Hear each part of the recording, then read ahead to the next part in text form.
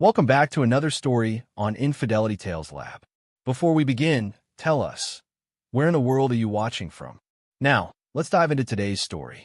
My wife called screaming. Where are you and the kids? I was at the park with my two sons. At Riverside Park, what's wrong? Listen to me. Get in your car and drive to the police station now. Don't go home. Don't call anyone. Her voice was trembling with terror.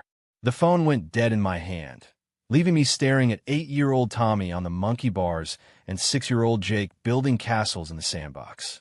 Rebecca's voice had carried a fear I'd never heard before, not in 12 years of marriage, not even during her difficult pregnancies or when her father died. This was primal terror, the kind that makes your blood freeze and your mind race through every worst-case scenario imaginable. I grabbed both boys mid-swing and ran to the parking lot, their confused protests mixing with the sound of my boots hitting pavement. Tommy struggled against my grip, demanding to know why we were leaving, while Jake just held tight to his plastic shovel, sensing something was very wrong. As I buckled them into their car seats, my hands were steady. 15 years in Army intelligence had trained that response out of me, but my mind was already working through possibilities. Home invasion, kidnapping attempt, something involving my business, Sentinel Security Solutions, which had made me plenty of enemies over the years. The drive to the police station took 12 minutes, but felt like an hour. Every red light made me want to floor the accelerator. Every slow-moving car made me consider the shoulder. In the rearview mirror, I watched my boys' faces, Tommy's confusion deepening, while Jake just stared out the window with that 1,000-yard stare kids get when their world suddenly doesn't make sense anymore. These were my children, my responsibility, and someone had just threatened that in a way that sent my wife into complete panic. Detective Ray Castellanos met us at the station entrance.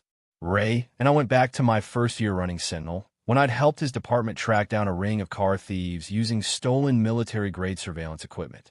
He was one of the few cops who knew my full background, including the parts that weren't in any official record. "Mike, what's going on?" Ray asked, leading us to a quiet conference room. "Your wife called 20 minutes ago, saying there was an immediate threat to your family, but when we sent units to your house, everything looked normal. No signs of break-in, no disturbance." I set the boys up with coloring books and juice boxes in the corner before turning back to Ray. "She was terrified, Ray. I've never heard Rebecca sound like that. What exactly did she tell you?" "She said someone had called your house claiming to have kidnapped you and the boys, demanding she wire $50,000 to an account in the Cayman Islands. She said the voice was distorted, electronic, and they knew details about your family that only someone close would know. Specific details about the boys' schools, your business schedule, even what car you drive." The pieces clicked into place with the cold precision of a rifle bolt sliding home. This wasn't random. This was targeted, planned, and personal. In my line of work, you make enemies, but you also develop instincts about when someone is hunting you versus when you're dealing with opportunistic criminals. This felt like hunting. "Ray, I need to ask you something, and I need you to be straight with me. Has anyone been asking questions about me, my family, my business? Any unusual inquiries through official channels?" Ray's expression shifted, the casual friendliness replaced by the focused attention of a detective who just realized he was dealing with something bigger than a simple extortion attempt. "Actually, yeah. About 3 weeks ago, we got a call from someone claiming to be doing a background check for a federal contract you were bidding on. They wanted to know about any domestic disturbance calls to your address, any complaints filed against your business, that kind of thing." My blood turned to ice water. I hadn't bid on any federal contracts in 6 months, and the ones I had pursued didn't require law enforcement background checks. Someone had been fishing for information about me, looking for weaknesses, vulnerabilities, ammunition. "Did you give them anything?" "Nothing to give. You've never had so much as a noise complaint, Mike. Your record's cleaner than most cops I know. But the thing is, they asked specifically about domestic violence reports. Not general complaints, not business disputes. Domestic violence." The conference room suddenly felt too small, the fluorescent lights too bright. Someone was building a case against me, creating a narrative, and they were being very specific about what kind of narrative they wanted to create. In my experience, People only focused on domestic violence allegations when they were planning to use them as a weapon. "I need to call Rebecca," I said, pulling out my phone. She answered on the first ring. "Mike, are you at the station? Are the boys safe?" "We're all fine, Becca, but I need you to think carefully. This call you got about us being kidnapped. Can you remember anything specific about the voice? Any background noise? How long did the call last?" There was a pause, and when she spoke again, her voice had changed. The terror was still there, but underneath it was something else. Something that made my chest tighten with a suspicion I didn't want to acknowledge. It was maybe 2 minutes. The voice was definitely electronic, like one of those voice changers you see in movies. They said they had you and the boys, that they'd been watching our house for weeks, that they knew you'd left with Tommy and Jake at exactly 2:15 for Riverside Park. "Becca, nobody's been watching our house. I would have noticed. And the only person who knew we were going to Riverside Park today was you." Another pause. Longer this time. "Mike, what are you saying?" "I'm saying that whoever called you knew things they shouldn't have known unless they were very close to our family. And I'm saying that someone's been asking questions about me for weeks, specifically about domestic violence. That's not a coincidence." I could hear her breathing on the other end of the line, quick and shallow. "You think someone we know is involved in this?" "I think someone we know IS this."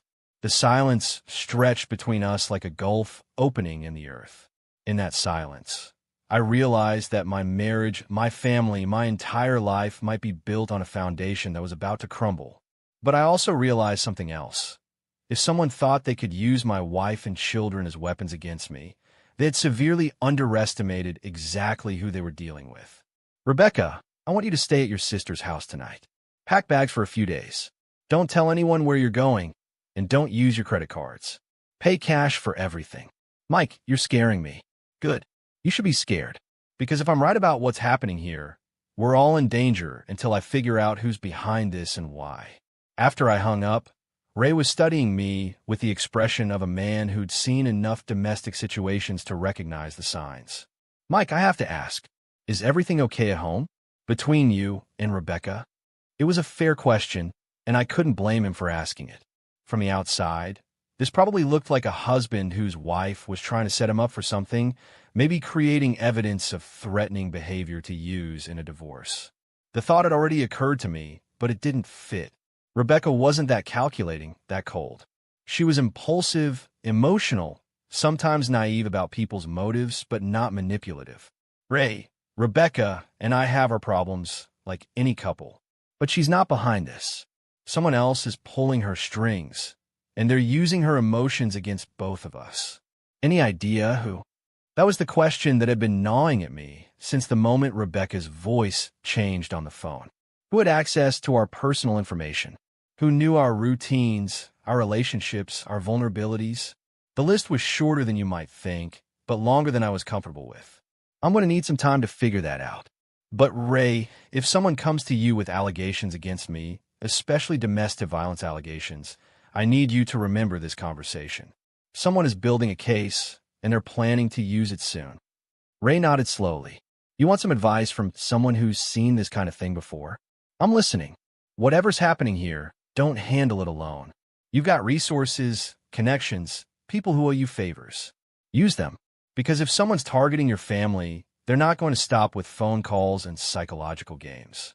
He was right, and I'd already started making a mental list of people I could trust, people who could help me figure out what was happening and who was behind it. But first, I needed to get my boys somewhere safe and start digging into the digital footprints this had left behind. As we left the police station, Tommy finally asked the question that had been building since I grabbed him off the monkey bars. "Dad, are we in trouble?" I knelt down to his level, looking into eyes that held too much worry for an 8-year-old. "No, buddy, we're not in trouble. But Daddy has to handle some grown-up problems, which means we're going to have a different kind of week. You and Jake are going to stay with Aunt Lisa for a few days while Mommy and Daddy figure some things out." "Are you and Mommy getting divorced?" The question hit me like a punch to the solar plexus, not because I hadn't expected it, but because I realized I didn't know the answer anymore. 24 hours ago, I would have said absolutely not. Rebecca and I had our issues. I worked too much, she felt isolated sometimes, We'd grown apart in small ways that seemed manageable, but nothing that felt terminal. Now, sitting in a police station parking lot after someone had used my wife's emotions to manipulate both of us, I wasn't sure what was real anymore. I don't know, Tommy, but no matter what happens between Mommy and Daddy, you and Jake are the most important things in the world to us. That will never change.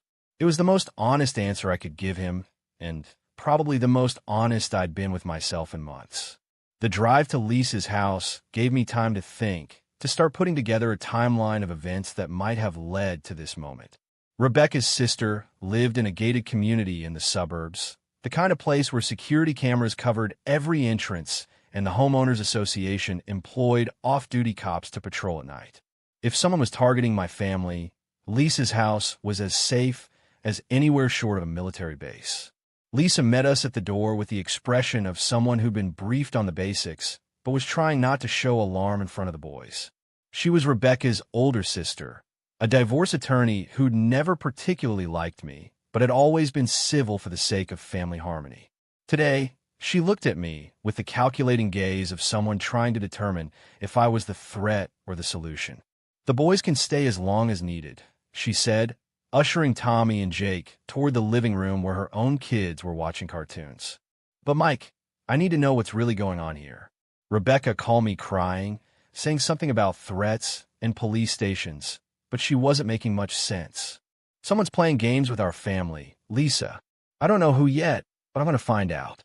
In the meantime, the boys are safer here than anywhere else." "And Rebecca?" "Rebecca's going to have to decide who she trusts." Lisa's expression sharpened. "What's that supposed to mean?" "It means that someone close to our family is feeding information to whoever's behind this. Someone who knows our routines, our relationships, our weak points. The list of people with that kind of access is very short." "You think Rebecca's involved?" "I think Rebecca's being used. The question is whether she knows it or not." I spent an hour with my boys, helping them settle in, answering their questions as honestly as I could without terrifying them. They were resilient kids, adaptable in the way children have to be when their parents' world suddenly becomes complicated. But I could see the uncertainty in their eyes, the way they kept looking toward the door as if expecting me to disappear again. When I finally left Lisa's house, the sun was setting, painting the suburban streets in shades of gold and red that would have been beautiful under different circumstances. Now, they just reminded me that I was running out of daylight, and whoever had started this game had a significant head start. My phone buzzed with a text from Rebecca at Sarah's house. "Boys okay? Need to talk." Sarah, Rebecca's best friend since college, maid of honor at our wedding, godmother to Tommy. If Rebecca was confiding in anyone about problems in our marriage, it would be Sarah. And if someone wanted inside information about our relationship, Sarah would be a prime target. I typed back, "Boys safe. We'll talk tomorrow. Don't discuss this with anyone else." Her response came immediately. "Too late. Sarah says I should call a lawyer." And there it was. The next move in whatever game was being played. Someone had convinced my wife that she needed legal protection from me, probably planted the idea that I was dangerous, unstable, possibly violent. They'd used the phone call to create an atmosphere of fear and confusion, then guided her towards someone who would reinforce those fears. I sat in my car outside Lisa's house, watching the windows glow with warm light, knowing my boys were inside feeling safe for the moment. But I also knew that safety was an illusion. Someone had declared war on my family, and they'd chosen their battlefield carefully. The smart move would be to hire my own lawyer, start building defenses, prepare for whatever allegations were coming. But I learned a long time ago that the best defense isn't always defensive. Sometimes, you have to identify your enemy and eliminate the threat before they can use their weapons against you. I started the engine and headed home, not because it was safe, but because I needed to see what they'd left behind. In my experience, people who plan elaborate psychological operations always leave traces, always get overconfident about their own cleverness. The house was dark when I pulled into the driveway, but I could see my neighbor Jim working in his garage across the street. Jim was a retired Marine, the kind of guy who noticed everything and remembered details. If anyone had been watching my house, he would have seen them. "Evening, Mike," Jim called out as I walked toward my front door. Everything okay? Saw some commotion earlier, police cars and such. Just a precautionary thing, Jim. Hey, you haven't noticed anyone hanging around the neighborhood lately, have you? Anyone who doesn't belong. Jim wiped his hands on a rag, his expression becoming more serious. Funny you should ask. There's been a blue sedan parked on Cedar Street for the past 3 weeks. Different times of day, never the same spot twice. Driver always has a newspaper or phone, trying to look casual, but I've been watching neighborhoods long enough to spot surveillance when I see it. Cedar Street ran parallel to our street, with clear sight lines to our house from several positions. Perfect for long-term observation without being obvious to anyone who wasn't specifically looking for it. You get a look at the driver? Middle-aged guy, maybe 45, 50. Average build, baseball cap pulled low. But Mike, the thing that caught my attention was the camera. Long lens, professional setup. This wasn't some private investigator taking pictures of a cheating spouse. This was serious surveillance.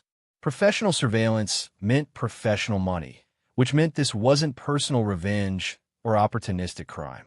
Someone with resources had been studying my family for weeks, building profiles, looking for vulnerabilities. Inside the house, I moved through rooms that felt different somehow, as if the very air had been poisoned by deception. Everything looked normal. Rebecca's coffee cup still on the kitchen counter, the boys' toys scattered across the living room floor, yesterday's mail stacked on the dining room table. But normalcy was just another illusion now. I went to my home office, a converted bedroom where I kept the more sensitive equipment for my business. Hidden behind a false panel in the wall was a small safe containing backup hard drives, encrypted phones, and other tools that most suburban fathers don't keep in their houses. Tools from my previous life, when I'd worked in places where trust was a luxury and paranoia was a survival skill. The safe was untouched, but that didn't mean much. Professional surveillance teams don't need to break into your house when they can gather intelligence from a dozen other sources. They map your digital life, your social connections, your financial transactions. They build a complete picture of who you are and what matters to you. Then they find ways to use that information as a weapon. I powered up one of the encrypted phones and dialed a number I hadn't called in 5 years. Marcus here. Marcus Chun was the kind of man whose business card simply said consultant, but whose actual services range from corporate security to industrial espionage to darker specialties that I'd never asked about directly. We'd worked together during my last year in the Army, and he'd offer me a job when I decided to go civilian. I turned him down to start my own company, but we'd maintained a professional relationship that occasionally involved trading favors. Marcus, it's Mike Sullivan. I need a consultation. Mike, been a while. What's the situation? I gave him the bare details, the surveillance, the psychological manipulation, the targeting of my family. Marcus listened without interruption, asking only a few specific questions about timelines and technical details. Sounds like someone's running a long-term destabilization operation against you, he said when I finished. Professional grade, well-funded, probably multiple phases. The question is why? You piss off any major players recently? Take on any contracts that might have stepped on the wrong toes. Nothing that should have generated this level of response. My business is mostly corporate security, some private investigation work. I haven't worked government contracts in years. What about personal? Anyone from your past who might have the resources and motivation for something like this? That was the question I'd been avoiding because the answer was complicated. My military service had involved operations that created enemies, some of whom had long memories and patient dispositions. But most of those enemies were dead, in prison, or had moved on to other concerns. I'll need some time to think about that. But Marcus, I need 2 things from you right now. First, I need a complete electronic sweep of my house, my cars, my office. If they've been watching me for weeks, they might have planted devices. Done. I can have a team there in 2 hours. Second, I need deep background checks on 3 people. My wife, Rebecca, her friend, Sarah Martinez, and I paused, hating what I was about to say, but knowing it was necessary. Anyone Rebecca's been spending time with recently who I might not know about. You think your wife's involved? I think my wife's being manipulated by someone she trusts. And I think that someone has been feeding information to whoever's behind this operation. Mike, I have to ask this. Any chance your wife's having an affair? The question hung in the air like smoke from a gun barrel. It was the possibility I'd been circling around all day, the explanation that made too much sense to ignore but was too painful to confront directly. It's possible, I admitted. She's been distant lately, working late, new routines I'm not part of. I thought it was just the normal drift that happens in long marriages, but if she's involved with someone else, that someone might have their own agenda. They get close to her, gather intelligence about your family, your business, your vulnerabilities. Then they use that information to destroy your life and clear the field for themselves. It was a classic operation, the kind of thing I'd seen deployed against targets in hostile territories. Get close to someone the target trusts, exploit that relationship to gather intelligence, then use the intelligence to neutralize the target. Simple, effective, and devastating when executed properly. Marcus, if that's what's happening here, I need to know everything. Financial records, communication logs, travel patterns, associates. I need to know who she's been talking to, where she's been going, and what she's been telling them. I can get you that information, but Mike, you need to be prepared for what you might find. If your wife's been living a double life, the evidence is going to be brutal. And if her new boyfriend's the kind of guy who runs psychological operations against families, he's not going to go quietly when you expose him. Then I guess we're going to find out just how quietly I operate. After I hung up with Marcus, I sat in my office surrounded by the artifacts of a life that might be completely fictional. Wedding photos, family vacations, anniversary cards from a wife who might have been planning my destruction while smiling at me across the breakfast table. The possibility that Rebecca was betraying me felt like a physical wound, a constant ache in my chest that threatened to overwhelm rational thought. But I've been trained to compartmentalize emotions, to function under extreme stress, to make life-and-death decisions while people I cared about were in danger. That training was the only thing keeping me functional now. My phone buzzed with another text from Rebecca. Sarah thinks you might be having some kind of breakdown. She says the way you talked to me earlier sounded paranoid, dangerous. Maybe you should talk to someone. And there it was, the narrative being built around me. First, I was a potential domestic abuser. Now, I was having a mental breakdown, becoming paranoid and dangerous.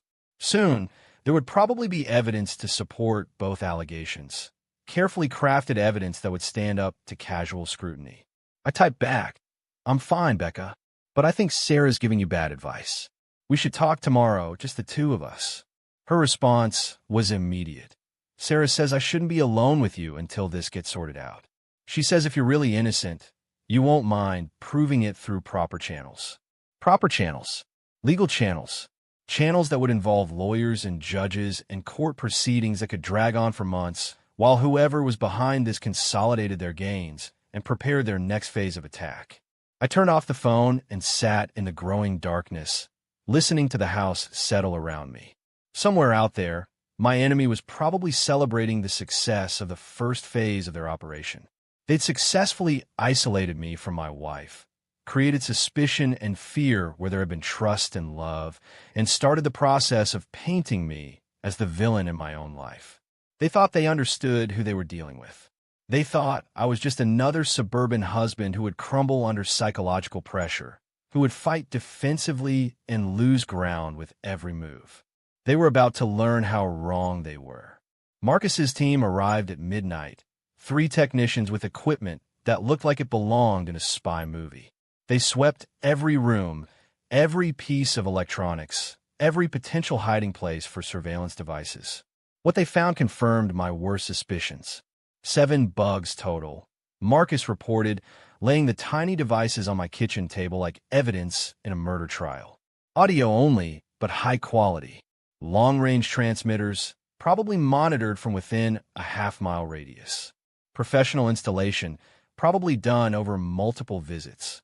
I picked up one of the devices, smaller than a dime, admiring the craftsmanship despite my fury. How long have they been in place? Based on the dust patterns and adhesive degradation, I'd say 3 to 4 weeks. Whoever did this had extensive access to your house and plenty of time to work. 3 to 4 weeks. That meant they'd been listening to my conversations with Rebecca with my children, with clients and friends. They'd heard every argument, every intimate moment, every casual comment that might be useful for building their psychological profile. There's something else, Marcus continued, holding up a small device I didn't recognize. This was behind your bedroom mirror. Video transmitter, motion activated. High definition, night vision capable. The implications hit me like a physical blow. They've been watching Rebecca and me in our most private moments, recording footage that could be edited and manipulated to support whatever narrative they were building. Marcus, I need those devices analyzed. I want to know who manufactured them, where they were purchased, and how they're being monitored. And I want it done quietly, already in motion. But Mike, there's something you need to see. He handed me a tablet displaying a complex network diagram, with my house at the center and lines extending to various points around the neighborhood.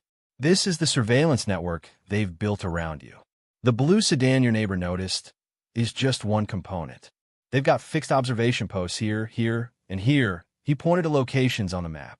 Rotating vehicle surveillance, probably 3 teams working 8-hour shifts. Electronic monitoring of your phones, your computers, your credit cards. They've got you under the kind of coverage usually reserved for high-value targets in active war zones. I studied the diagram, noting the sophistication of the operation, the resources it would require, the level of planning involved. This wasn't personal revenge or a simple affair gone wrong. This was something much larger and more dangerous. Marcus, who has the capability for something like this? Government agencies, obviously. Major corporations with serious security departments. Organized crime syndicates. Private military contractors. Or very wealthy individuals with access to professionals who used to work for all of the above. Any of those fit with what you found so far.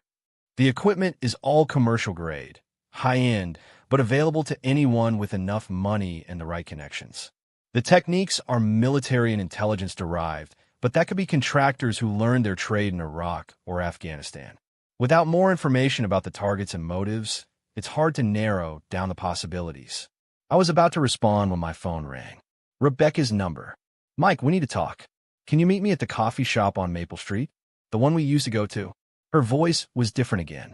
Calmer, more controlled, but with an undertone I couldn't quite identify. It might have been exhaustion, or fear, or guilt. Or it might have been the voice of someone who'd been coached on what to say. When? Now.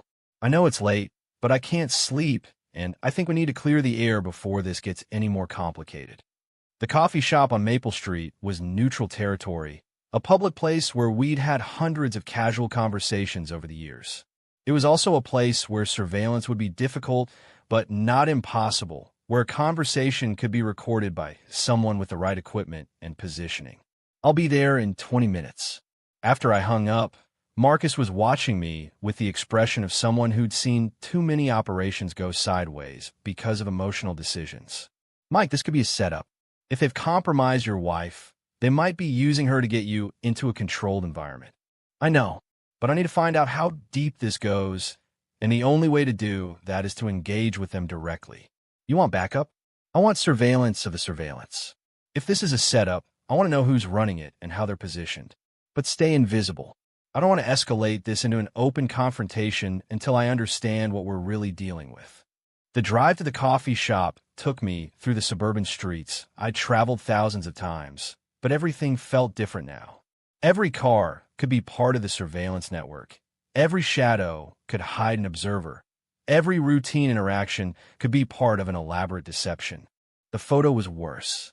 It showed Tommy and Jake playing in our backyard, but someone had been close enough to capture clear images of their faces, their school uniforms, their routine activities. The message was clear. We can reach your children anytime we want. The document was a carefully worded contract, the kind that would hold up in court if anyone ever found it.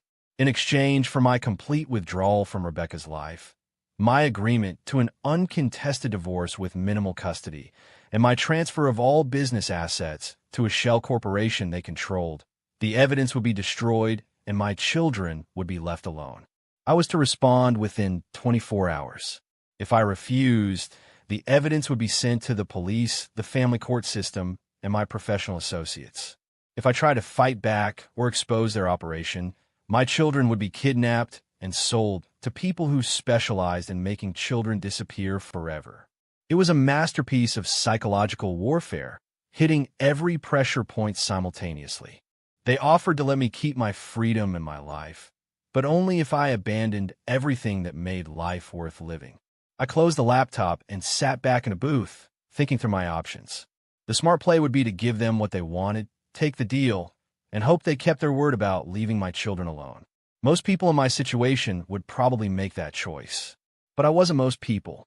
I was someone who'd spent 15 years learning how to hunt and kill people who thought they were untouchable. I was someone who understood that predators only stop when you make them stop. And I was someone who'd just been given a very clear picture of exactly who I was dealing with and what they were capable of.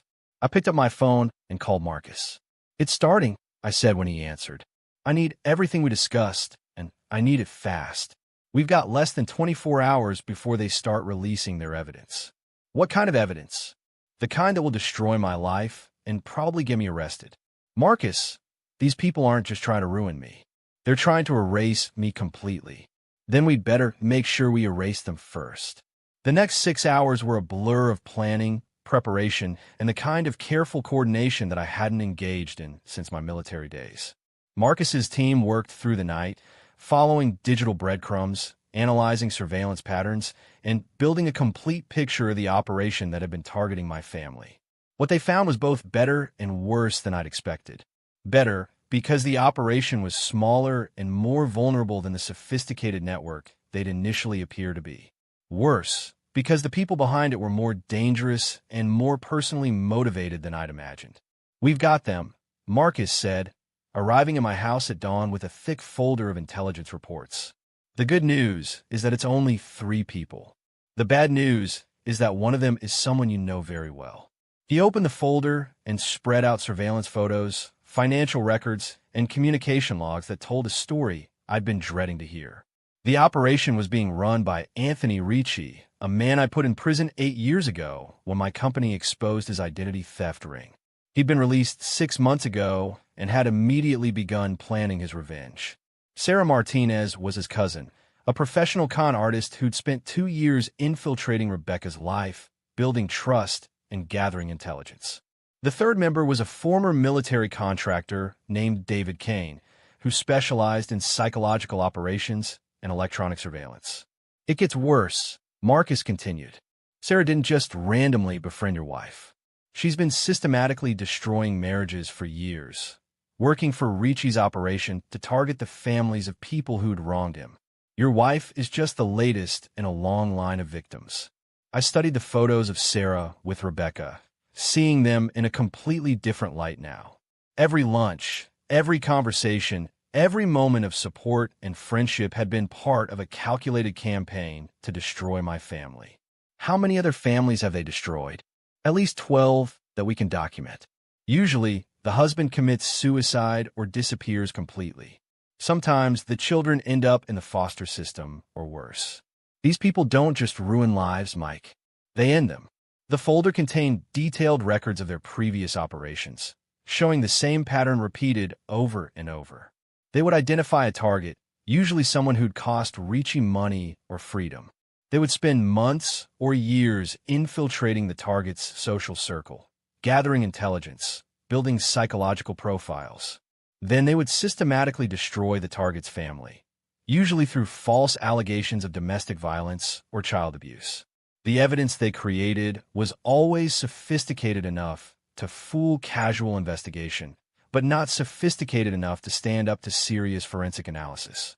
The problem was that most of their targets never got the chance for serious forensic analysis. They either took plea deals to avoid going to trial, or they killed themselves rather than face the complete destruction of their lives.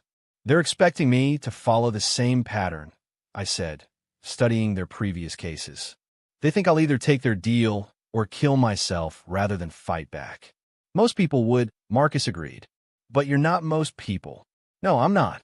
And I think it's time they learned exactly what kind of person they've been playing games with." The plan we developed over the next few hours was risky, probably illegal, and definitely lethal if it went wrong. But it was also the only way to ensure that Ricci's operation would never target another family. Phase 1 involved turning their own surveillance network against them. Marcus's team had identified all of their observation posts and electronic monitoring stations. Instead of dismantling them, we were going to feed them false information, making them think their plan was working while we prepared our counterattack. Phase 2 involved Sarah Martinez. She was the weak link in their operation, the one who'd formed a genuine emotional connection with her target. Rebecca might not know Sarah's true identity, but she trusted her completely. That trust was going to be Sarah's downfall. Phase 3 was the part that would require all of my training and most of my luck. I was going to walk into their trap, let them think they'd won, and then systematically destroy all three of them in a way that would ensure they never threatened another family. The coffee shop was nearly empty at 11:30 on a Tuesday night.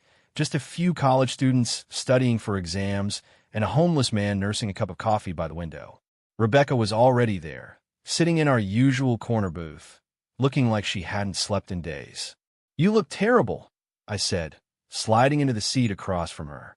"Thanks." That's exactly what every woman wants to hear. She managed a weak smile, but it didn't reach her eyes. "Mike, what's happening to us? Yesterday morning, everything was normal, and now I feel like I'm living in some kind of nightmare." I studied her face, looking for signs of deception, manipulation, or hidden knowledge. But all I saw was exhaustion and confusion, the expression of someone who'd been caught in forces beyond her understanding. "Becca, I need to ask you some questions, and I need you to answer them honestly. Have you been having an affair?" The directness of the question hit her like a slap. Her face went through a series of expressions: shock, hurt, anger, before settling on something that looked like resignation. "No, Mike, I haven't been having an affair. But She paused, staring at her hands folded on the table. "I've been thinking about it."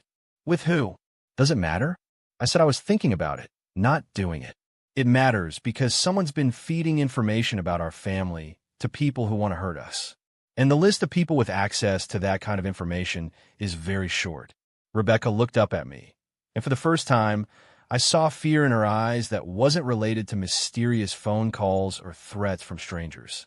"You think I'm involved in this? You think I'm working with someone to what? Destroy our marriage? Hurt our children? I think you've been talking to someone who's not who they appear to be. Someone who's been asking questions about our relationship, our problems, maybe suggesting solutions that involve lawyers or separation or legal protection for me." The way her face changed told me I was on the right track. The confusion was replaced by something else, something that looked like the dawning realization that she'd been played. "Sarah," she whispered. "What about Sarah? God, Mike, she's been so supportive lately. When I told her we'd been having problems, that I felt like you were distant and maybe hiding things from me, she was the one who suggested that maybe there was more going on than I realized. She said sometimes men who seem stable and controlled on the outside are actually capable of terrible things." When did these conversations start? About a month ago. I was having lunch with her, complaining about work and marriage and feeling like I was stuck in a rut. She asked if I'd ever considered that maybe the problem wasn't me. Maybe it was you. She said she'd noticed things about you that worried her. "What kind of things?" "The way you watch people, like you're constantly assessing threats. The way you never really talk about your time in the army. The fact that you have guns in the house, and sometimes were cases that you won't discuss with me." She said those were red flags, signs of someone who might be living a double life. I felt a cold fury building in my chest. Sarah Martinez had been systematically poisoning my wife's perception of me, feeding her paranoia and suspicion, preparing her to believe that I was dangerous. "Becca, how well do you really know Sarah? Have you ever met her family, visited her house, seen where she works?" Rebecca frowned, thinking, "We always meet at restaurants or coffee shops. She says she travels a lot for work, that her apartment is small and not good for entertaining." "I've known her since college, Mike. We were roommates for 2 years. When's the last time you talked to anyone else from college about Sarah? When's the last time you verified any of the things she's told you about her life?" The question hung between us like a bomb with a burning fuse. Rebecca's face went through another series of changes as she started to realize the implications of what I was suggesting. "You think Sarah isn't who she says she is?" I think Sarah's been running a long-term operation against our marriage, gathering intelligence, building psychological profiles, and preparing to destroy our family from the inside. Rebecca shook her head, but the denial lacked conviction. That's crazy, Mike. Why would she do that? What could she possibly gain? I don't know yet, but I'm going to find out. As if summoned by our conversation, my phone buzzed with a text message. Unknown number. Enjoying your coffee? You two make such a lovely couple. It's a shame it has to end this way. I showed Rebecca the message, watching her face go pale as the reality of our situation finally sank in. They're watching us right now, she whispered. They've been watching us for weeks. The question is what they're planning to do with all the information they've gathered. My phone buzzed again. Check your email in exactly 1 hour. Come alone, or the boys will see things that will give them nightmares for the rest of their lives. The threat against my children changed everything. This was no longer about my marriage or my business or my reputation. This was about protecting Tommy and Jake from whatever twisted game was being played around them. Rebecca, I need you to go to Lisa's house right now. Don't stop anywhere. Don't call anyone. Don't use your credit cards. When you get there, tell Lisa to activate the security system and not answer the door for anyone except me or the police. What about you? I'm going to end this. Mike, maybe we should just give them whatever they want. Money, information, whatever it takes to make this stop. I looked at my wife, seeing the fear and desperation in her eyes, and realized she still didn't understand the nature of what we were facing. Becca, this isn't about money. This is about power, control, and probably revenge for something I did years ago. People like this don't stop when you give them what they want. They just escalate until they've taken everything that matters to you. Then what do? We fight back. After Rebecca left for Lisa's house, I sat alone in the coffee shop, watching the few remaining customers and trying to spot the surveillance team I knew was out there. The homeless man by the window was reading a newspaper that was 3 days old. The college student in the corner had been nursing the same cup of coffee for over an hour. Either could be part of the operation, or they could be exactly what they appear to be. At exactly midnight, I checked my email. The message was from an account I didn't recognize, with a subject line that made my blood run cold. The price of betrayal. The email contained 3 attachments. The first was a video file labeled Evidence A. The second was a photo labeled Evidence B. The third was a document labeled Terms and Conditions. I opened the video file and immediately understood why they'd waited until now to make contact. The footage showed me and Rebecca in our bedroom, but it had been edited to make it appear that I was forcing myself on her, that she was struggling and afraid. The editing was sophisticated, combining audio from our arguments with video from our intimate moments, creating a narrative of domestic violence and sexual assault that would be devastating in a courtroom. Mark has said as his team prepared to deploy. Once we start this, there's no going back. These people have killed before, and they won't hesitate to kill again. If they realize what we're doing before we can complete the operation, they'll come after your family with everything they have. Then we'd better make sure they don't realize what we're doing. At 8 a.m., I called Rebecca to check on her and the boys. She sounded better, more like herself, probably because she'd spent the night away from Sarah's influence.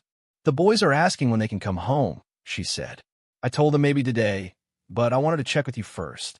Give me a few more hours to sort things out. There are some people I need to talk to, some things I need to clear up. Mike, last night, thinking about everything Sarah's been telling me, I think I've been wrong about a lot of things. I think maybe she's been manipulating me, making me paranoid and suspicious for reasons I don't understand. What makes you say that? Little things that didn't seem important at the time. Questions she asked about your work, your schedule, your friends. The way she always steered our conversations toward problems in our marriage. And the timing of when she started doing it, right around the time you said the surveillance began. My wife was smart, intuitive, and finally starting to see through the web of deception that had been built around her. That was going to make the next phase of the operation much easier. Rebecca, I need you to do something for me, and it's going to require you to trust me completely. What do you need? I need you to call Sarah and tell her you've decided to file for divorce. Tell her you want to meet this afternoon to discuss your options. But don't meet her at a public place. Invite her to Lisa's house. There was a long pause before Rebecca responded. Mike, if you're right about Sarah, isn't that dangerous? Isn't that like inviting a snake into Lisa's house? Rebecca, the snake's already in the house. She's been there for 2 years.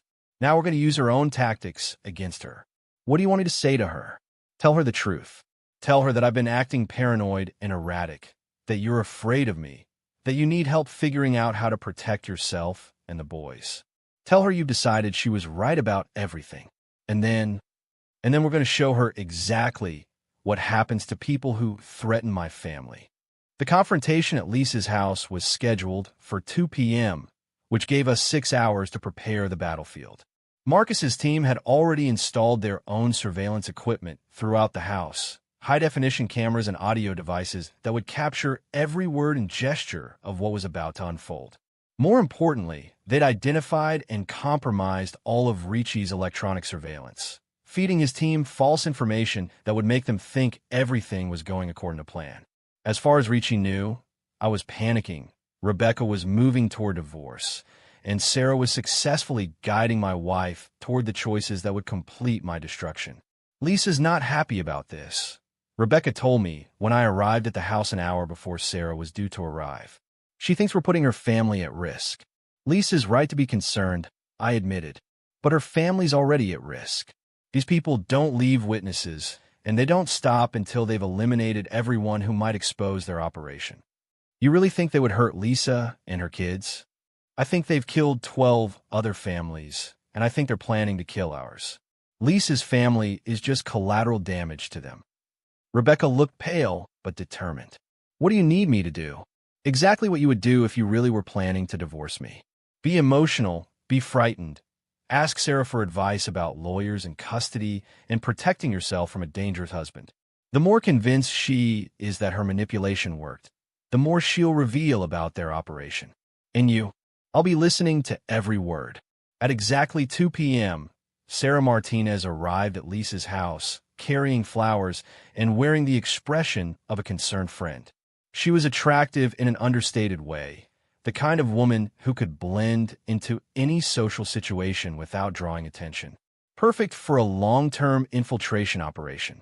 Marcus and I were positioned in Lisa's home office, watching through hidden cameras as Sarah embraced Rebecca and began the conversation that would determine whether my family lived or died. You sounded so upset on the phone, Sarah said, settling onto the couch next to Rebecca. Tell me exactly what happened last night. Rebecca was perfect, channeling real emotions from our deteriorating marriage into a performance that would have convinced me if I hadn't known better. He was so cold, Sarah, so calculating. When I told him about the phone call, instead of being concerned about my safety, he immediately started suggesting that I was involved somehow. He made me feel like I was crazy for being scared. That's classic psychological abuse, Sarah responded, and I could hear the satisfaction in her voice.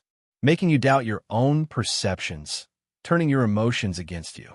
It's exactly what I was worried about. I kept thinking about what you said, about how men like Mike can seem normal on the surface, but be capable of terrible things underneath. Last night, I saw that side of him for the first time, and it terrified me. Sarah leaned forward, her expression becoming more intense. Rebecca, I need to ask you something, and I need you to be completely honest. Has Mike ever hurt you physically? Ever pushed you, grabbed you, anything that made you feel unsafe? Not exactly, Rebecca said, and I could see her struggling with the implications of what she was being asked to say. But there have been times when he gets angry, when I can see him controlling himself, like he wants to do something but stops himself. That's the restraint of someone who knows they're capable of violence, Sarah said. Rebecca, I think you and the boys are in serious danger. I think Mike's been hiding his true nature for years, and now that he feels threatened, that mask is starting to slip. Marcus and I exchanged glances. Sarah was building the same narrative they'd used on their previous victims, painting me as a man on the verge of explosive violence. What should I do? Rebecca asked, and the desperation in her voice was completely genuine. First, you need to document everything. Every threat, every moment when he makes you feel unsafe, every time he tries to isolate you from your support system. Second, you need to file for a restraining order immediately. Don't wait for him to escalate. What about the boys? Emergency custody. We'll petition the court to give you temporary full custody based on the documented threats and your legitimate fear for their safety. I watched Sarah's face as she outlined the plan, seeing the cold calculation behind her mask of concern. This wasn't friendship or genuine care for Rebecca's welfare. This was a predator guiding her prey toward destruction. "Sarah," Rebecca said, "how do you know so much about this? About restraining orders and custody proceedings?" For just a moment, Sarah's mask slipped, and I saw something else underneath. Something harder and more dangerous. "I've been through this myself," Sarah said. "My ex-husband was similar to Mike. Controlling, potentially violent, good at hiding his true nature from everyone except me. I had to learn how to protect myself and my daughter. It was a lie, of course. Sarah had never been married, had no children, and her expertise came from years of helping to destroy other families. But it was a believable lie, the kind that would make Rebecca trust her even more completely. "What happened to your ex-husband?" Rebecca asked. Sarah's smile was cold and satisfied. "He killed himself rather than face the consequences of his actions. Sometimes, that's the only way men like that can handle losing control." The implication was clear. Sarah was telling Rebecca that I would probably kill myself when faced with the destruction of my life, and she was presenting that outcome as a positive resolution to the problem. That's when I decided Sarah Martinez was going to die today. I signaled to Marcus and moved toward the living room, timing my entrance for maximum psychological impact. Sarah was leaning close to Rebecca, probably about to reveal more details of their plan when I walked through the door. "Hello, Sarah," I said, closing the door behind me and engaging the deadbolt. "We need to talk." Sarah's reaction was immediate and telling. Instead of surprise or confusion, her hand moved toward her purse, and her eyes started scanning the room for exits. These were the responses of someone who'd been expecting trouble and was prepared for violence. "Mike," Rebecca said, starting to stand. "I thought you were going to wait until—" "Sit down, Rebecca," I said, keeping my eyes on Sarah. "Sarah and I have some things to discuss about her relationship with our family." Sarah's hand had stopped moving toward her purse, but I could see her calculating options, trying to decide whether she could reach whatever weapon she was carrying before I could stop her. "I don't know what you think is happening here," Sarah said, her voice taking on a different quality, harder and more controlled than the concerned friend persona she'd been maintaining. "But I think you need to leave. Rebecca called me because she was afraid of you, and your behavior right now is confirming her fears. Rebecca called you because you've been manipulating her for 2 years, feeding her paranoia and suspicion, gathering intelligence about our family for your cousin Anthony Ricci." The name hit Sarah like a physical blow. Her carefully maintained mask shattered completely, revealing the cold predator underneath. "I don't know what you're talking about," she said, but her body language had changed completely. She was no longer playing the concerned friend. She was assessing threats and preparing for violence. "Rebecca," I said, still watching Sarah, "would you like to know who your best friend really is? Her real name is Sarah Ricci. She's never been married. She has no children, and she spent the last 2 years destroying our marriage as part of an elaborate revenge scheme." Rebecca looked back and forth between us, confusion and dawning horror warring on her face. "Sarah, is that true?" Sarah's laugh was bitter and contemptuous. "Does it matter? Everything I told you about your husband is still true. He's still a controlling, potentially violent man who's been lying to you for years." "The only person who's been lying is you," I said. "For 2 years, you've been poisoning Rebecca's mind, gathering information about our family, and preparing to destroy our lives." "And it worked," Sarah said, abandoning all pretense now. "Your wife doesn't trust you anymore. Your children are afraid of you. Your business reputation is about to be destroyed by evidence that will convince everyone that you're a domestic abuser and a sexual predator." Rebecca gasped, but I kept my focus on Sarah. "Evidence that you manufactured using surveillance equipment you placed in our house. Evidence that will stand up in court and destroy your life," Sarah confirmed. "Unless, of course, you're smart enough to take the deal we offered." "What deal?" Rebecca asked. I pulled out my phone and showed her the email I'd received the night before. They want me to give up everything, my business, my assets, my custody rights, in exchange for not releasing fabricated evidence that would send me to prison. Rebecca read the terms of the contract, her face growing paler with each line. Sarah, you're part of this? You've been helping them blackmail my husband. I've been helping you see the truth about what kind of man you married, Sarah said. And I've been helping you prepare for a life without him. By lying to me? By recording us in our bedroom? By threatening our children? Sarah's expression turned contemptuous. Your children will be better off without a father like him. And you'll be better off without a husband who's been lying to you about who he really is. You're right about one thing, I said. I haven't been completely honest with Rebecca about who I really am. Both women turned to look at me, and I let them see past the mask of suburban respectability I'd been wearing for 12 years. I'm not just a former soldier who runs a security company. I'm someone who spent 15 years hunting and killing people who thought they were untouchable. People like terrorists, war criminals, and human traffickers. People like your cousin Anthony. Sarah's hand started moving toward her purse again, but I was faster. I crossed the distance between us in 2 steps and pinned her wrist to the couch before she could reach whatever weapon she was carrying. People like you, I continued, feeling her pulse racing under my grip. People who prey on families, who destroy children's lives for money, who think they can threaten my wife and sons without consequences. Mike, Rebecca said, her voice shaking. What are you doing? I'm ending this, I said, maintaining my grip on Sarah's wrist while I pulled her purse away and dumped its contents on the coffee table. Along with the usual items you'd expect to find in a woman's purse, there was a 9mm pistol, a syringe filled with clear liquid, and a cell phone that immediately started ringing. That'll be Anthony, I said, looking at the caller ID. Probably wondering why you haven't checked in. Sarah glared at me with pure hatred. You have no idea what you're dealing with. Anthony's not going to let this go. If you hurt me, he'll hunt down your family and make them suffer in ways you can't imagine. Anthony's already dead, I said matter-of-factly. The statement hung in the air like smoke from a gun barrel. Rebecca stared at me in shock, while Sarah's face went through a range of emotions before settling on disbelief. You're lying, Sarah said. I picked up her phone and answered the call, putting it on speaker. Sarah? Sarah, are you there? The voice was panicked, desperate. Something's wrong. Tony's not answering his phone, and Kane's surveillance post went dark an hour ago. Who is this? I asked.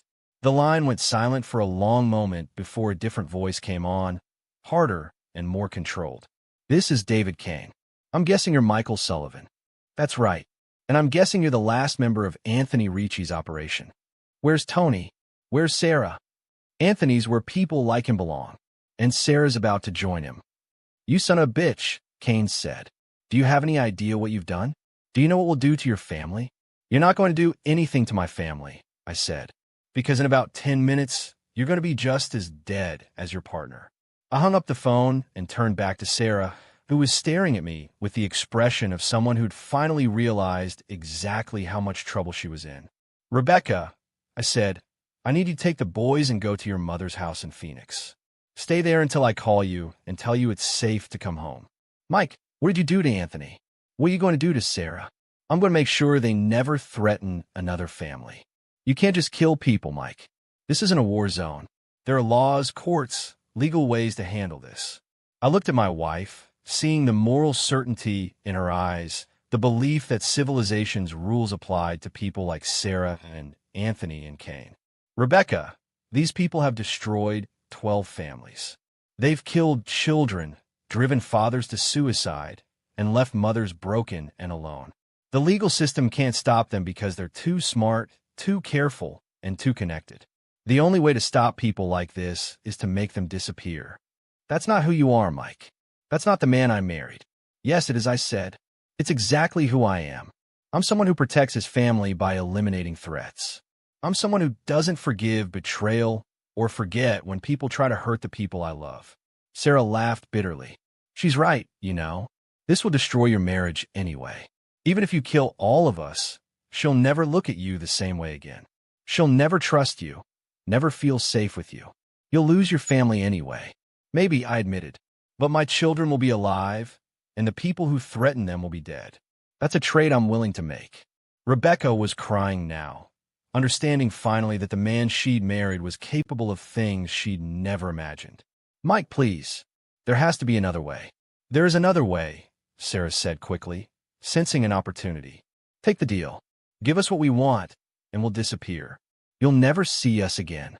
Like you disappeared from the other 12 families you destroyed? I asked. Like you would have disappeared after you sold my children to human traffickers? Sarah's face went white. She hadn't expected me to know about that part of their plan. That's right, I continued. Marcus found your communications with the buyers in Eastern Europe. $50,000 each for healthy American children under 10 years old. You weren't just planning to destroy my life. You were planning to sell my sons into slavery. Rebecca's sobbing intensified, and I could see the exact moment when she understood that there really was no other choice, no legal solution that would protect our children from people this evil. What do you need me to do? She asked quietly. Take the boys to Phoenix. Stay there until this is over. And try not to think too much about what happens next. After Rebecca left with the boys, I was alone with Sarah in Lisa's living room. She'd stopped trying to maintain any pretense of innocence and was watching me with the calculation of a predator trying to figure out how to escape a trap. So what now? She asked. Are you going to torture me for information? Try to make me suffer before you kill me? I'm going to give you a choice, I said. You can tell me everything about your operation, where Kane is positioned, what other assets you have in play, how many other families you're currently targeting, and I'll make your death quick and clean. And if I don't, then I'll hand you over to some associates of mine who specialize in extracting information from people who don't want to cooperate. They're very good at their job, but they're not particularly concerned with minimizing suffering. Sarah considered this for a long moment, weighing her options. Kane's positioned in the abandoned warehouse on Industrial Boulevard, she said finally. He's got surveillance equipment covering all the approaches, and he's heavily armed. There's also a backup team in a van parked 2 blocks away. How many in a backup team? 2 men. Contractors Kane hired for this operation. They don't know the full scope of what we've been doing. What other families are you targeting? 3 active operations. The Martinez family in Dallas, the Chun family in Seattle, and the Williams family in Atlanta.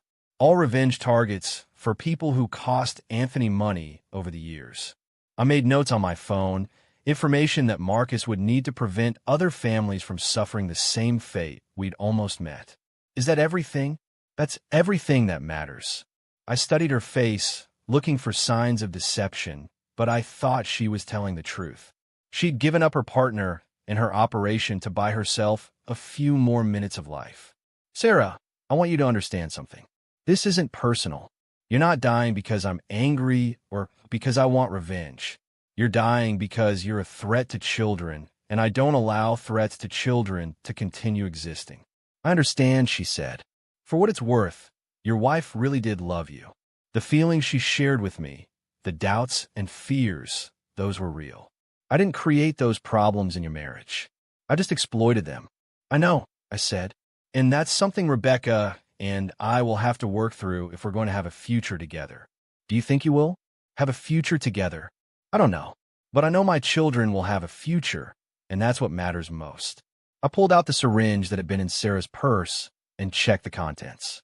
It was potassium chloride, probably intended for me if their psychological manipulation hadn't worked. Heart attack, I said. Quick and relatively painless. Probably what you were planning to use on me. Poetic justice, Sarah said. Something like that.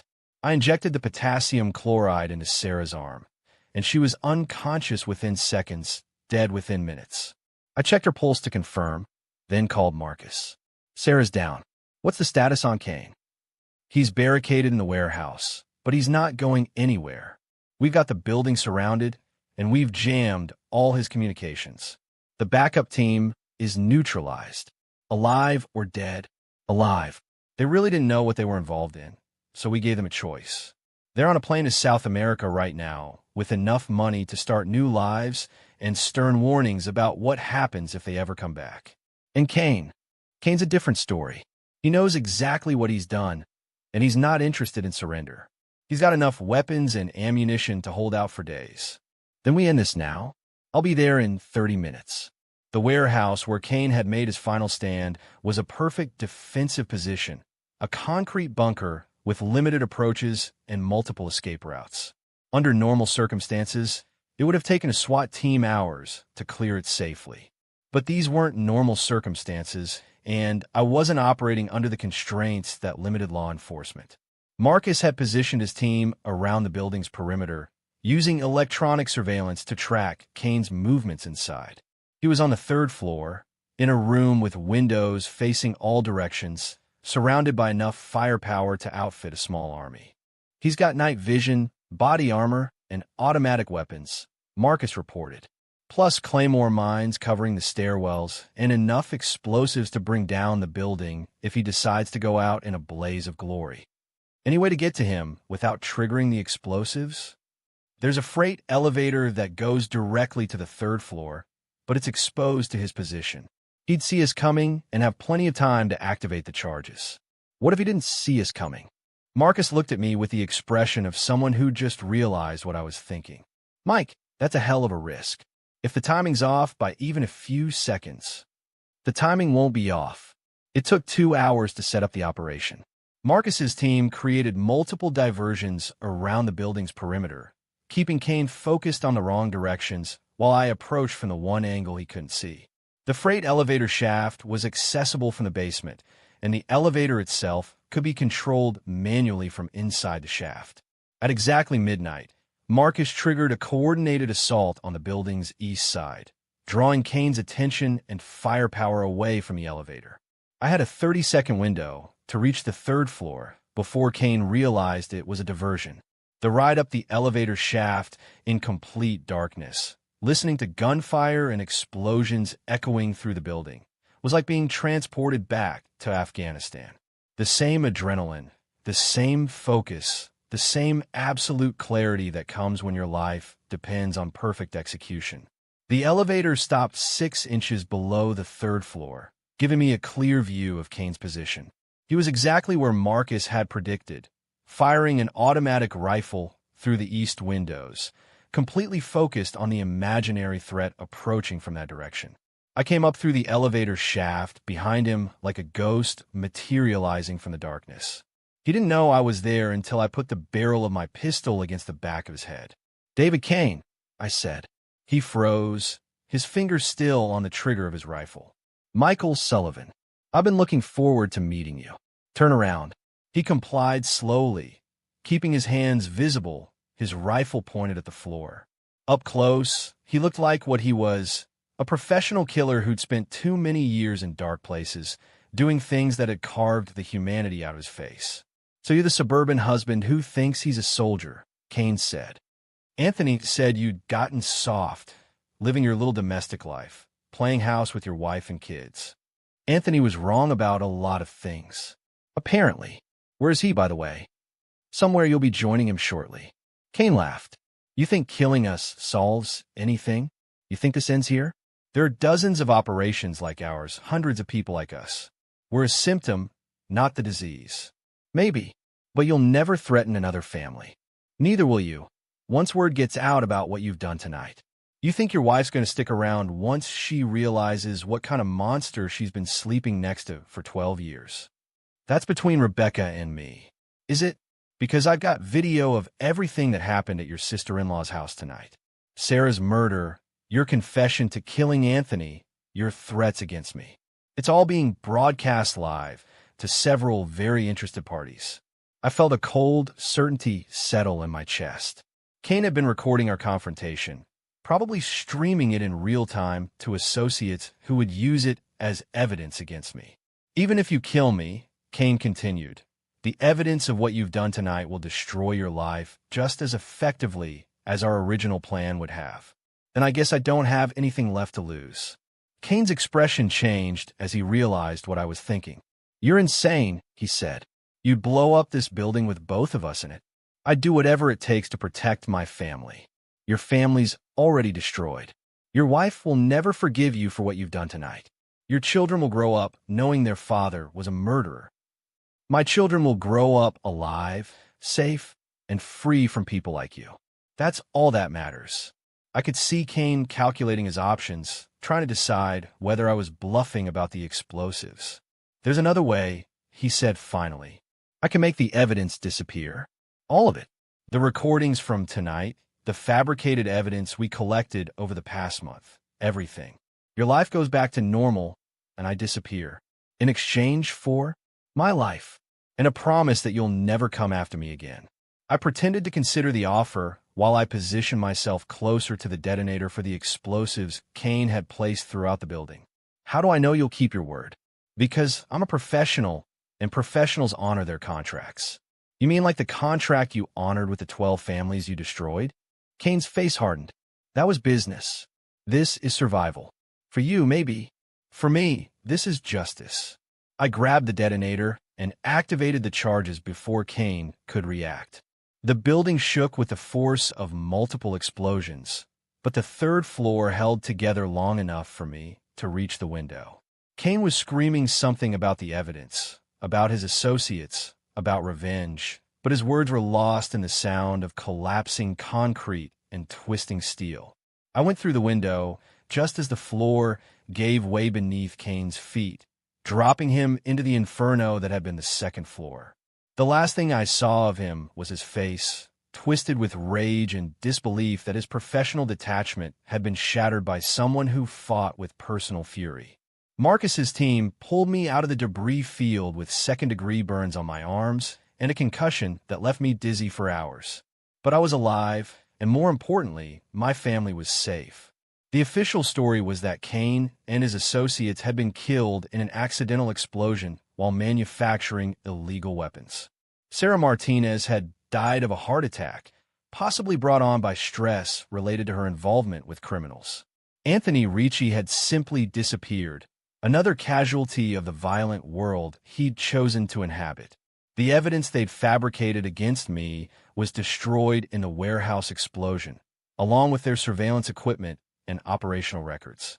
The 3 families they'd been targeting in other cities were quietly warned and protected, their lives saved by information extracted from Sarah before she died. But Kane had been right about one thing. The cost of protecting my family was my marriage. Rebecca came back from Phoenix a week later, but she looked at me like I was a stranger wearing her husband's face. She'd had time to process what she'd witnessed, to understand exactly what kind of man she'd been married to for 12 years. I know you saved us, she said on the night she returned. I know you protected our children from people who would have destroyed their lives. But Mike, I can't stop seeing you inject that woman with poison. I can't stop hearing you talk about killing people like it was just another job. It was just another job, I said. The most important job I've ever done. I understand that, but I don't know if I can live with it. I don't know if I can live with you, knowing what you're capable of. We tried counseling, tried rebuilding trust, tried finding a way back to the life we'd had before Sarah Martinez poisoned it with doubt and fear. But the foundation had been cracked too badly to support the weight of what we'd learned about each other. Rebecca filed for divorce 6 months later, but it was amicable, honest, and focused on what was best for Tommy and Jake. I got generous visitation rights, and she got the certainty that her children would always be protected by someone who would kill to keep them safe. The boys adapted better than either of us expected. They knew their parents had been through something terrible, but they also knew they were loved and protected. They split their time between Rebecca's new apartment and my house, where they learned to shoot straight, think clearly, and never trust strangers who ask too many questions about their family. Sarah Martinez had been right about one thing. Rebecca never looked at me the same way again. The trust was gone, replaced by a wary respect and a deep understanding that the man she'd married was someone she'd never really known. But she was wrong about everything else. My children didn't grow up damaged by what happened. They grew up strong, protected, and absolutely certain that their father would never let anything happen to them. 3 years later, I'm still running Sentinel Security Solutions, but now I specialize in a very particular type of client. Families who've been targeted by predators like Anthony Ricci's operation. Families who need someone with my particular skills and moral flexibility to solve problems that the legal system can't touch. It's not the life I planned, But it's the life I chose when I decided that protecting innocent people was more important than maintaining comfortable illusions about civilization's ability to stop monsters. Rebecca remarried last year. A decent man who works in insurance and has never killed anyone. He's good to her and good to the boys, and I genuinely hope they have the kind of normal, peaceful life that people like me make possible by doing the things people like him can't imagine. Sometimes I wonder if I could have found another way, a legal solution that would have stopped Ricci's operation without requiring me to become a killer again. But then I think about the 12 families they'd already destroyed and the 3 families they were planning to target next, and I know I made the only choice that mattered. Evil exists in the world, and sometimes it takes the form of people who smile and offer friendship while they're planning your destruction. When you meet people like that, you have 2 choices. You can trust in systems and institutions and legal processes that move too slowly to save the innocent, or you can become something darker and more dangerous than they are. I chose to become the monster that monsters fear. And every night when I check the locks on my doors and test the security system that protects my house, I sleep peacefully knowing that somewhere out there, predators think twice before targeting families because they know someone like me might be waiting for them in the darkness. That's the price of betrayal. Not just the betrayal of trust between husband and wife, but the betrayal of innocence, the betrayal of faith in humanity's fundamental decency. Some betrayals can be forgiven and overcome. Others change you so completely that forgiveness becomes irrelevant. The people who threatened my family didn't just betray me. They betrayed the social contract that keeps civilization functioning, the unspoken agreement that children are off limits, that families are sacred, that some lines should never be crossed. They learned, in the last moments of their lives, that some people take that contract very seriously indeed. And now, 3 years later, when I tuck my sons into bed and listen to their prayers and watch them sleep peacefully in their rooms, I know that the price I paid was worth every sleepless night, every lost relationship, every piece of my soul that I traded away to keep them safe. Because in the end, that's what fathers do. We become whatever we need to become to protect our children. Even if it means becoming something our wives can't love, our friends can't understand, and our enemies can't survive. The boys still call me Daddy. Rebecca still calls me when she needs help with something important. And somewhere in the world, families sleep safely because predators remember what happened to the last group of people who thought they could threaten children and walk away unscathed. That's enough. That has to be enough. Because the alternative is a world where monsters like Anthony Ricci and Sarah Martinez and David Kane operate with impunity, destroying families for profit and entertainment, safe in the knowledge that their victims are too civilized, too trusting, too bound by laws and morality to fight back effectively. I chose to be uncivilized when civilization failed. I chose to be unforgiving when forgiveness would have enabled more victims. I chose to be the kind of man who kills people who threaten children, and I'll make that choice again every single time it's presented to me. That's who I am. That's who I've always been, underneath the suburban facade and the comfortable domesticity. I'm Michael Sullivan, and I'm the reason that people like Anthony Ricci don't sleep peacefully at night. And if you're reading this story because you're thinking about targeting a family, about destroying lives for profit or revenge or entertainment, then you should understand one simple truth. There are more people like me than you realize, and we're always watching, always waiting, always ready to remind you that some prices are paid in blood. Choose your targets carefully, because you never know when the suburban father you're planning to destroy might turn out to be someone who's very, very good at destroying people like you. The price of betrayal is always higher than you think you can afford, but it's a price that predators pay whether they want to or not, because people like me make sure they don't have a choice. Sleep well, and remember, we're watching. And there you have it. Another story comes to an end. What did you think? I'd love to hear your thoughts in the comments below. If you enjoy this story, consider joining our community by subscribing. It means the world to us. For more stories like this one, check out the recommended videos on screen. And I'll see you there.